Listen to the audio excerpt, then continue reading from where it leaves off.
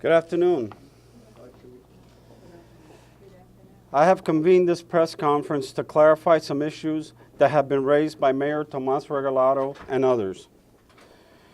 I have a tremendous responsibility as Chief of Police to run a major police department and to provide safety and security to the citizens of this community. Certain issues have led to a long, drawn-out novel that needs to come to a conclusion. I hope this is the last chapter of that novel. The Miami Police Department has received some criticism about our need to resort to deadly force. In addition, the mayor has leveled some unsubstantiated accusations against the police department and against me personally. In response to the first issue, I will point out that we have heightened our police presence in our neighborhoods because the citizens have pleaded for our department to address violent crimes. To those who criticize the actions of our police officers, I say, ask the family of Janya Ware, who was only 7 years old when she was murdered on our streets by a heartless criminal while in the company of her mother in a vehicle. For those who believe that it's acceptable for people to roam our streets brandishing firearms as in the Old West, I will tell you that is totally unacceptable and will not be tolerated. I also implore you to ask the family of State Corrections Officer Kiara Lee and her 2-year-old son, Devin Franklin, who were killed in a hail of bullets from an AK-47 while sleeping quietly in their homes, if this is fair. Why don't you ask the family of Kelvin Patterson, who had come to Miami to seek employment in search of a better life? This gentleman and family provider was gunned down in broad daylight, also with an AK-47. Was this justified? These are just a few of the people who have been brutalized in our community.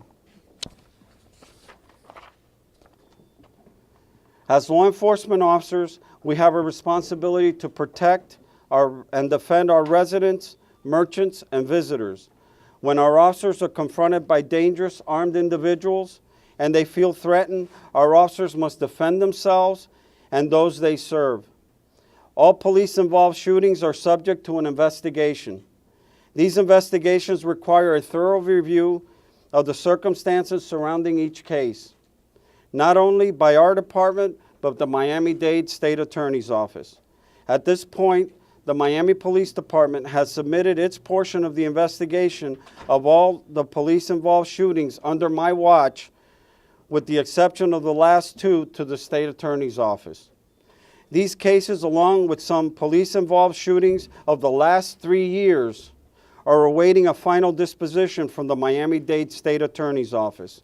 While we would like to shed some light on the circumstances of these shootings, Florida state statutes prohibit us from doing so until these cases are closed out by the State Attorney's Office.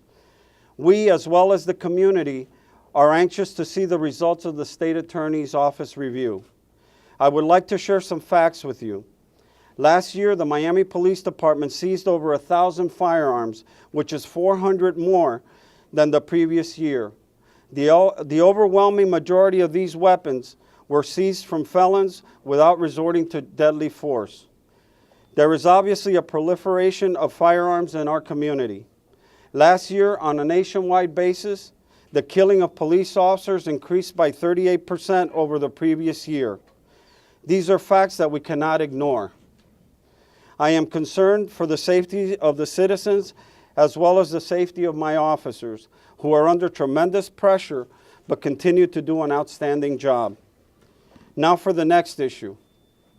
I want to inform you that all evidence related to the contents of my letter to the mayor have been turned over to the FBI, and the matter is now in their hands.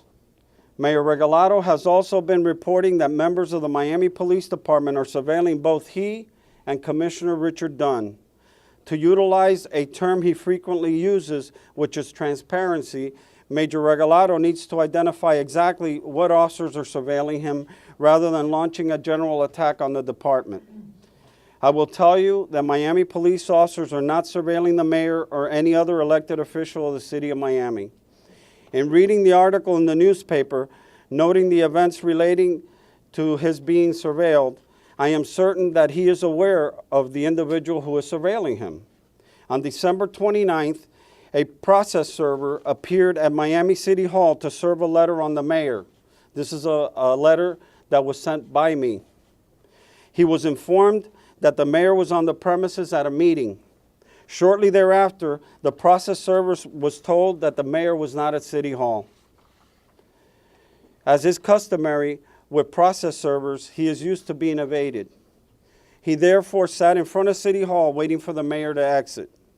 The mayor, in turn, scurried out the back door of City Hall, jumped into a waiting car, and fled at a high rate of speed, avoiding legal service of the letter by the process server. The process server waited in front of the mayor's house for an undetermined amount of time and then proceeded to serve the mayor at Domino Park, where he was attending a function with the governor-elect. The mayor was simply attempting to evade service of this document. I am concerned about the mayor's comments that he is being surveilled by Miami Police Department. The mayor is assigned a full-time police investigator. This investigator is trained in dignitary protection and is familiar with surveillance techniques. My concern stems from the investigator's inability to detect the surveillance that the mayor is alleging. The mayor's reluctance to share information with the investigator, or the investigator's reluctance to share information with the police department. Let me reiterate that it is not the Miami Police Department's policy to conduct surveillance on our elected officials. I want to focus my attention on doing the job of police chief and running the police department, and not to continue to defend our actions in response to unsubstantiated or irresponsible allegations. I will not permit any politician to interfere with the lawful operation of the Miami Police Department. Interference or meddling with police operations by elected officials is clearly spelled out as a violation of the Charter of the City of Miami. As I mentioned, this is the last chapter in this saga, and I hope this puts an end to all these distractions that can only hurt our city and its image.